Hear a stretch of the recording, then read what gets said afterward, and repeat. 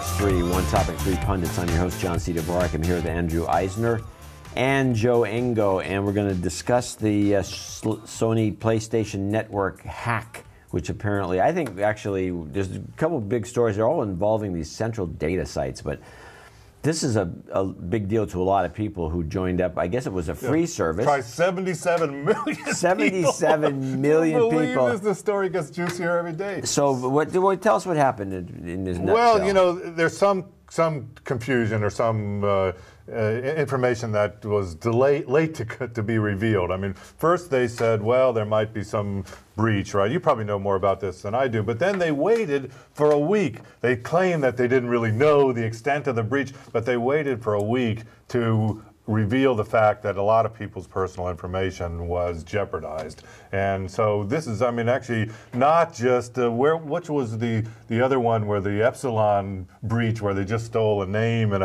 an email address. These are passwords. These are passwords. These are purchases, credit card information, first name, last name, address, birthday, email address, password. It's everything. For 77 million people. Yeah. I mean, you know, well, this leaves the Sony rootkit. Remember the Sony rootkit thing? That was like nothing, man. Sony's just like a hard luck candidate here. I mean, they keep, you know, I mean, from the beginning, since the first iPod came out, it has been downhill for Sony. That's right. And because they were flat-footed, they didn't have a clue, and they didn't get it. And the PlayStation 3 has been really struggling to keep gamers on there now. Yeah. I mean, even though it's free the service, you know, I mean, Xbox Live, you got to pay, was it $100 a year, or $50 a year, or something like that. The PlayStation one's always been free. But when there was an outage on the 360 on Xbox Live, they gave everybody a free game, and that was an outage of like maybe a day or something like that. How is Sony going to respond back to a week or 2 weeks or maybe even a month outage? They said it's down indefinitely.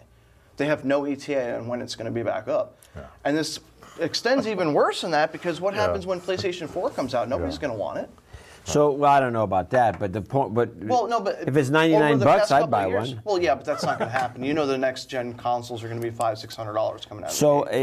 So let's go over what happened. So the first now was the hack. Obviously, somebody hacked it to grab all the data. Yeah, they said it was a very sophisticated hack, but they haven't. And then they shut the site down too. Why wouldn't you just? No, Sony shut the site down. Oh, Sony shut. Oh, because of the breach. It's like close the door. The horses are already long gone, but let's close the doors. And so now they're getting all kinds of. So they're just going to keep it shut down until they can fix it. Well, they said that they're beefing up the security on their network, but nobody knows exactly what that means. Yeah.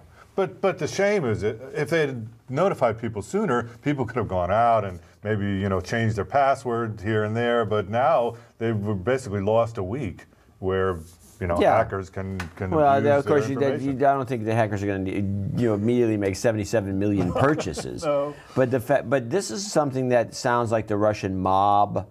Or some sort it always of comes back to like Eastern Europe. Yeah, Eastern Europe. These are very smart people, organized crime. Good at chess playing, good at programming, and unfortunately, you know, a little bit nefarious.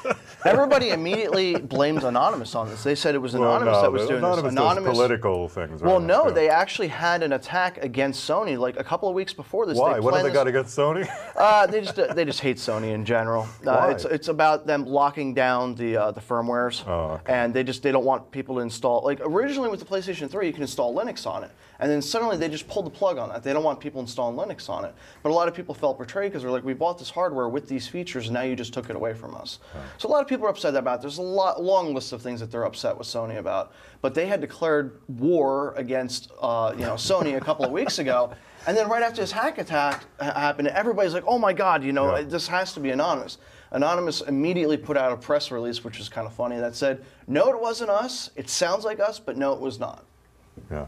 Well, I'll tell you one thing. I mean, I think, the government, like particularly the FBI, should be paying more attention to some of these cyber crimes and to some of these other I hope they have the FBI involved. Yeah, well, I'm sure they're involved at some level, but I would challenge somebody out there, because you get a lot of Nigerian scam letters and all these things that come through all constantly.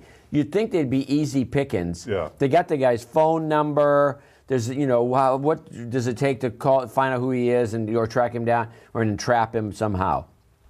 Go to the FBI's website and try to report a cybercrime or a scam. Try to report a scam. Yeah. You won't be able to do it. They have a rigmarole. Oh, here's how you do it, and they give you a form, an online form that asks questions that are meaningless. That have nothing to do with it. It's like, you know, how did this happen? Was it near your home? Things like that. There's just a, you know, it's a cybercrime. It's a form for cybercrime. So is it near your home? I don't think so.